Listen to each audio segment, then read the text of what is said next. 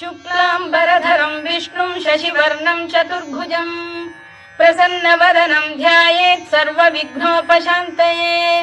व्यासं वसिष्ठनप्तारं शक्तेः पौत्रमकल्मषम् पराशरात्मजं वन्दे शुकतातं तपोनिधिं। व्यासाय विष्णुरूपाय व्यासरूपाय विष्णवे नमो वै ब्रह्मनिधये वासिष्ठाय नमो नमः। अविकाराय शुद्धाय नित्याय परमात्मने सदैकरूपरूपाय विष्णवे सर्वजिष्णवे। यस्य स्मरणमात्रेण जन्म संसारबन्धनात् विमुच्यते नमस्तस्मै विष्णवे प्रभविष्णवे।